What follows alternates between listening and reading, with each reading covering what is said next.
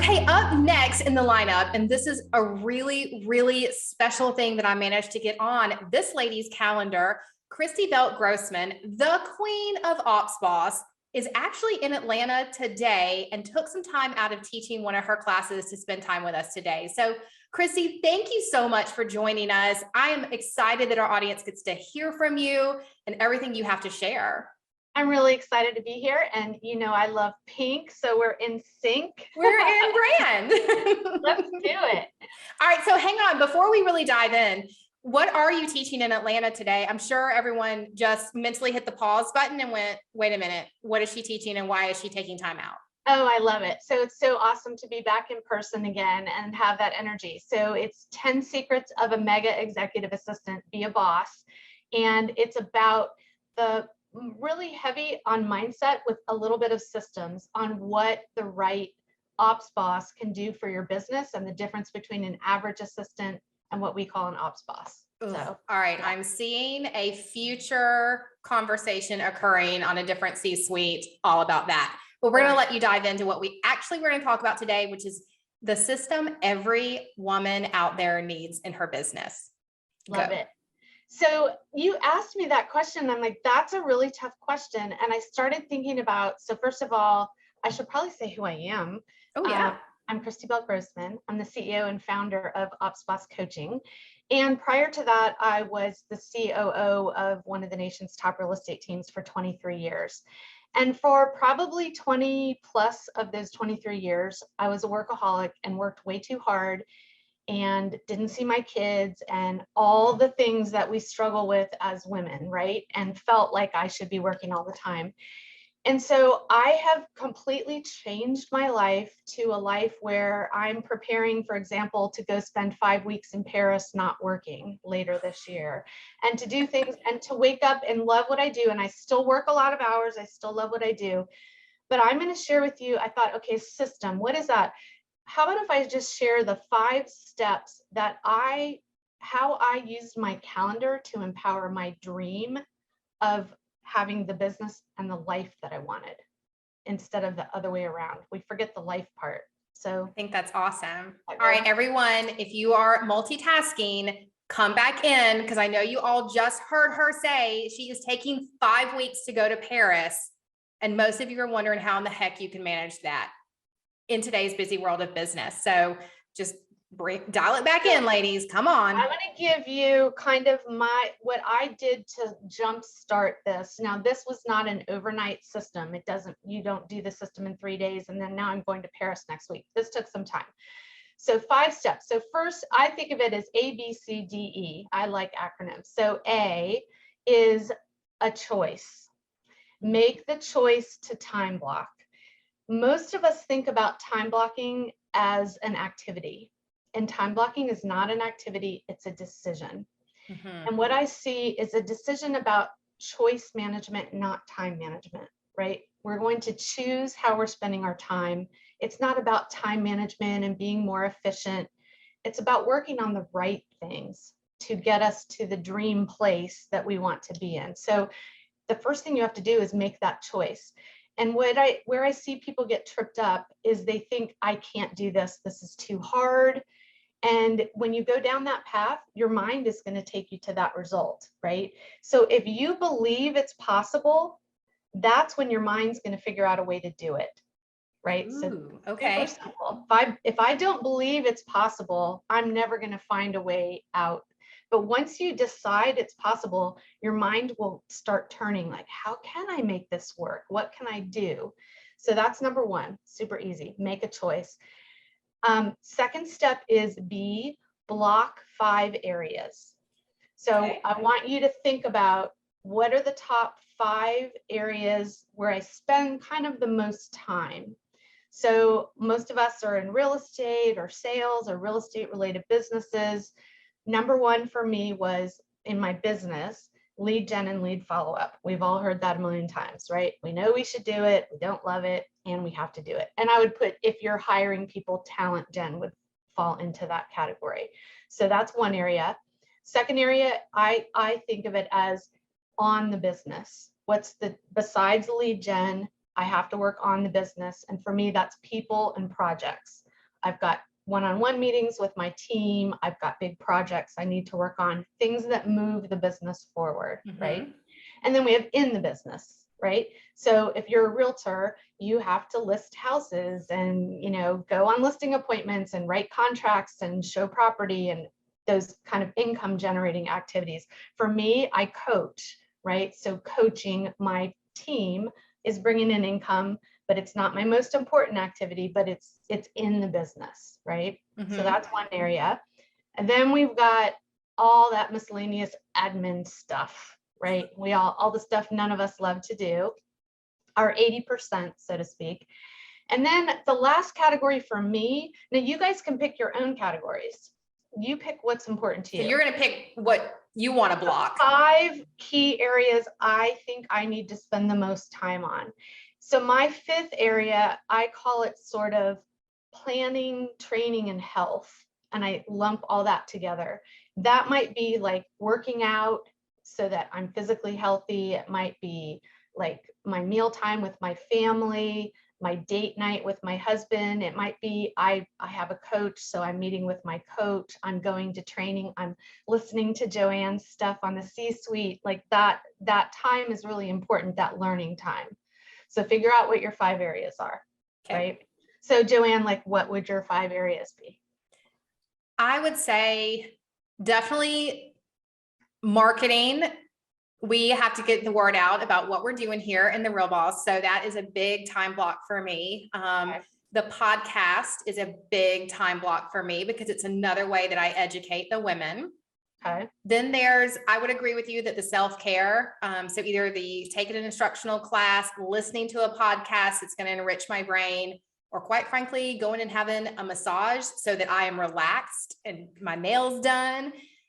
I'm not as great about working out, but I need to work that in, you know, but I do a lot of walking. Another time block, it would be lead generation.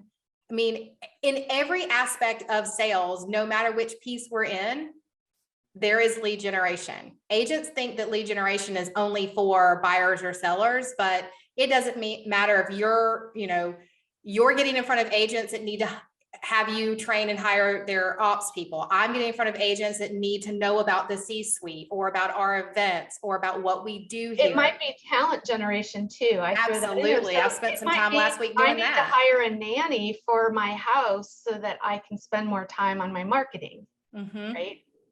And if I got that leverage, that's the one thing that would push my business forward. So, okay. So I think everybody gets the idea. So we're going to make a choice to time block. Then we're going to block 5 areas, choose those 5 areas. And now we're going to do the part that people don't love that was completely transformative for me, which is we're going to create our ideal calendar, right?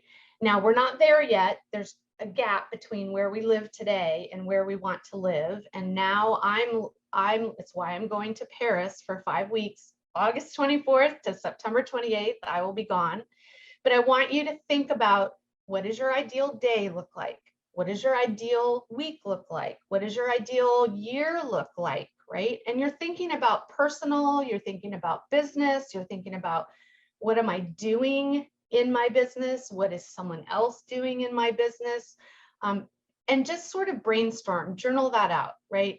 Think about it as you're going through your week. And so for me, for example, I know to be really energetic in my business, I need to be out of town once per quarter for at least a long weekend, maybe a week or 2. And I need to have also 1 4-week block where I'm gone. That's just how I work because I work so much when I'm working. I know that I need to have a date with my money once a month, and I've got to look at my profit and loss statement and look at our cash flow and all of that. That's like super important to me. I know that I like to push really hard through the month and have a light week the last week of the month so that I can catch up on things and just get my energy back. So I want you to just think about what does that look like? And now I want you to go back to your 5 areas that you blocked and just kind of guesstimate how much time do I need in each of those areas each week, right? So I might need 2 hours a day on lead gen. I might need 2 hours a week on education. Figure out what that is. It's going to be different for everybody. And then we're going to put it on your calendar, on your ideal week, on your Google Calendar, and you're going to choose a color for each of those 5 areas. So my area, for example, my lead gen area, I use dark green because money, right? My in the business when I'm coaching, which for a realtor would be like showing property, listing property, writing contracts, I would use light green because that's an income generating activity too. So those 2 are dark green, light green. And then my admin miscellaneous, all the stuff I don't love doing, I put it in red because I don't want to see it. I don't want to see a lot of red on my calendar, right? So you're going to put it on your calendar and you're going to color code it and you're going to do it for a week and just track how many hours. Here's my ideal goal, this many hours on each area. What did I actually do? Okay.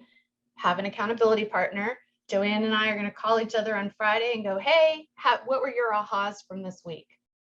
Oh my gosh, I had no idea I was spending so many hours on the red zone. I need to move more into this green zone because that's going to move my business forward. You'll start to see patterns and ways you can do it. So you're just going to then redo that each week. And it's going to take you about 6 months to really nail it. The end. And now you're like, okay, I got this. And now you can do things like set up Calendly. So Joanne, like you do a lot of things where people want to talk to you. I'm going to put all those appointments on these 2 days and have a Calendly link and people can just sign right up and they'll go right in there instead of me having to move my calendar around for everybody else's schedule. Yep. So now you're in control. And then that part sounds complicated. It's really not if you just take 30 minutes a week and kind of work on that. Okay. So very doable.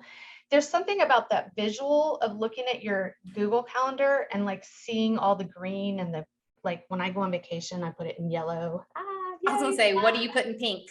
I actually don't. I do put pink is when I teach. So today is pink. Pink for me is vacation time. Like that is, yes. There you go. Yeah. So what happens is your mind starts now going towards that because the colors you want to see more of, your mind starts finding more ways to do that. I want to see more green. I want to see more pink. And now I'll start figuring out ways to make that happen in my daily life. That's a great way to think of it too. Yeah, I'm just a visual person. I like to visualize. And then, so that's A, B, C. D is keep your do, ditch, delegate list. Everything you're doing, I don't like doing this. I'm not good at this. I'm going to write it on a list. And eventually, when I have enough green on my calendar, because I'm making more money, I can hire leverage for that. Yep. Now that can be personal too, right? That can be, I want somebody to prepare my meals at home. I want somebody to grocery shop for me. I want somebody to clean my house. Like, it doesn't have to be just business. All the things you don't like or you're not good at. I'll tell you, like, I go to the grocery store once a year. Like, I don't like that. You're my queen.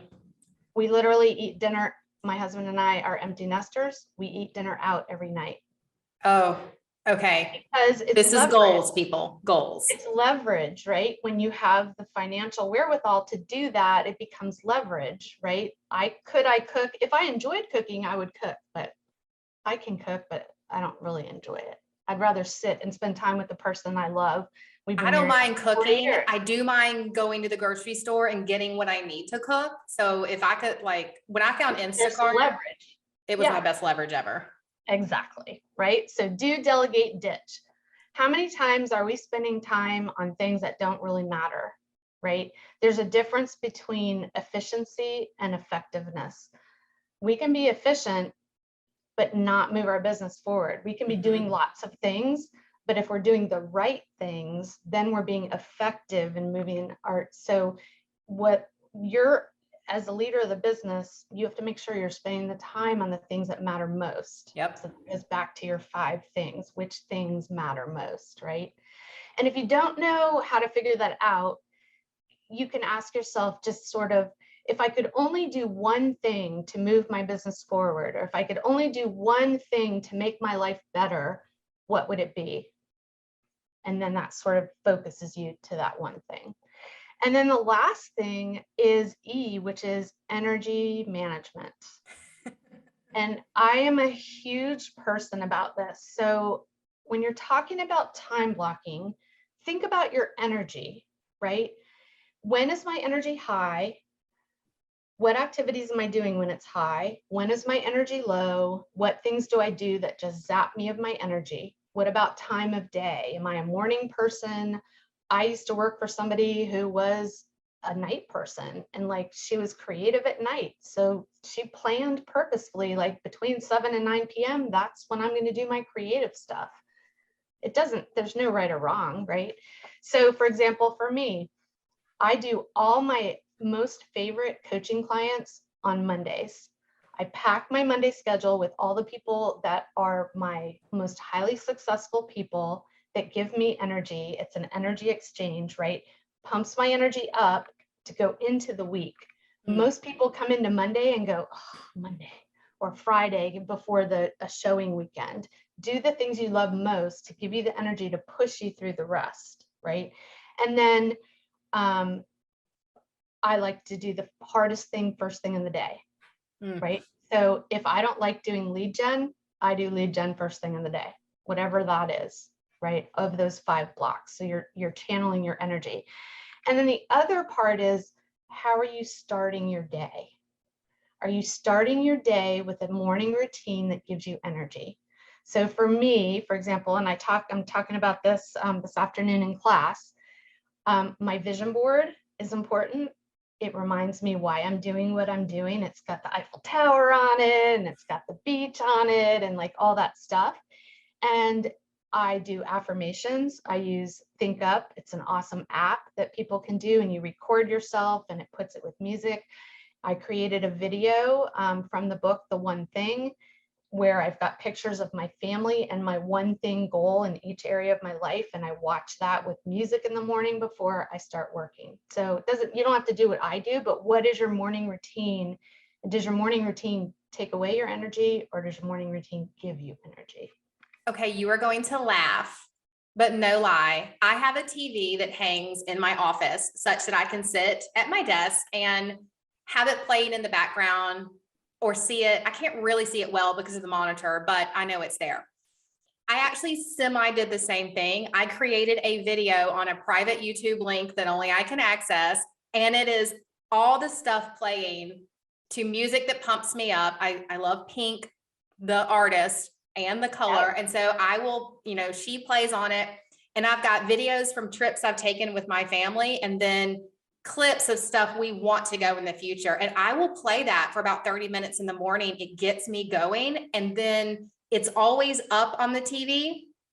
So if I hit that time energy point of the day where I just want to walk away, open a glass of Prosecco, like I'm done, Right. you hit those moments. Like I can be like, no, I can turn that on, and I'll be like, this is why I'm doing this. And it just revives me again. Yeah. And it gives you energy. Literally, another energy management thing is, if you're in your office, home office, work office, it doesn't matter where, close the door, crank the music on really loud, and just for 1 minute, dance. Get out of your chair and dance. Party. I literally make people do that in my class, because when you come back after lunch and you're like, you do that and your energy just goes right back up again, right? Your physiology. Yeah. Well, and I found that, I'm now with EXP, and so we don't have offices. And while I don't necessarily miss being in the office and surrounded by the energy of the agents, sometimes I do.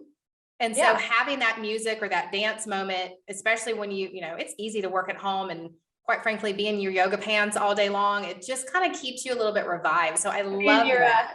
I love it. Yes. Whatever it takes. But that's part of energy management too, is all those little things, because a lot of what we have to do when we're serious about moving our businesses forward and our families forward, and we have a dream that we want this life to happen, there's a lot of things you have to do that are uncomfortable, challenging, whatever word you want to use. And yet those are the things that's where you're going to move forward the fastest. So if you can do, my friend Via Williams calls them ninja mind tricks. Like, what are your ninja mind tricks to push you through those things? And energy management for me is one of those things. And also give yourself permission. I'm going to piggyback on this if I can, giving yourself permission that energy management isn't just little times during the day or how you start your morning. I know for me, when I go speak at a conference or I run my own conference, or I'm going to be on mentally, you know, for like 8 hours at a time, or I've got something I've had a lot of energy leading up to it, quite frankly, I'm going to have to do about 48 hours after that blocked off on my calendar where I'm binge watching something on Netflix, or I'm going to the spa, or I'm going to the pool. Like I cannot walk away from being, you know, keynote speaking or running a conference or teaching a class that's all day and go right back into my office the next day. I can't do it. My brain needs time to recharge. Yeah. And same thing, you know, if you've got a team, you've got to be there for your people. So you've got to really pay attention to that same thing. Like if you're going to have back-to-back meetings with people, does that energy flow for you that way? Or do you need to scatter your meetings out through the week? I have a friend who owns a large team. They do $6 million in GCI per year. She does like 12 one-on-one meetings in a row, Mondays. I personally could never do that, but it works for her. There's no right or wrong. You just have to kind of see what works for you. I always play with it. Exactly. I was going to say, just keep an energy journal during the day and just keep a note up in your, you know, G Drive or notes on your phone, and just pay attention. When do I feel great? When do I feel drained? And write down what you're doing during that time, and then change your calendar around to match it. Okay, so here's what I love best about this conversation, because I tell agents and, you know, women entrepreneurs this all the time. They think of systems as something you have to purchase. You know, you have to purchase this database or this email system or this. And the reality is a system is anything that can organize what you're doing over and over and over again. And you just gave a time management system, the ABCDE. Doesn't cost you a dime. It's not something you download on your computer. You don't have to keep up with it, you know, upgrades and fees and all that stuff. It's literally a system for you to organize your life to have the life you want. I think what people miss in the systems area is the system should be serving you, not you serving the system, right? And we forget to start. My partner Stephanie teaches systems are sexy.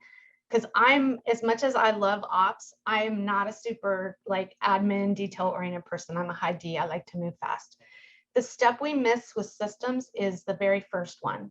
What is the purpose of the system?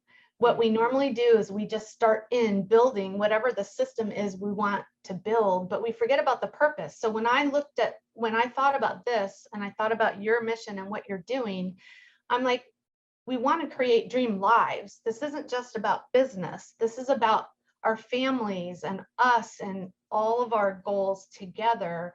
So this system, although I spoke about it in terms of business, actually serves that whole bigger purpose, the whole of picture, building the dream life. And that, after me working 20 years and sort of being a slave to the business versus the other way around, this is what took me to that other side where I get to wake up, I get to do what I want, with who I want, when I want, where I want, and go to Paris for 5 weeks. So jealous. All right, so let's recap it really fast, make sure I've got it. So it's A, make a choice. Yep. B, block out the 5 biggest things that you've got to get done in your life.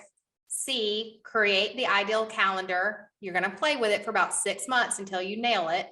D, do, delegate, and then ditch it. And then E, manage your energies. Did I nail it? You got it. I'm so proud of you. A+ student. You guys, just like in the other sessions, there's that button on top. If you have a question, go ahead and fill the form out. I will be reading them when we come back at 2:30 for wind down time. I'll be looking through your questions and answering everyone that I can. And if some of your questions are specifically for Christy, I'll see if I can't get a hold of her while she's teaching and get some answers to them if I can't answer them myself. So girl, thank you as always for being a part of the boss world. You're an ops boss. I'm a real boss. We got the pink going.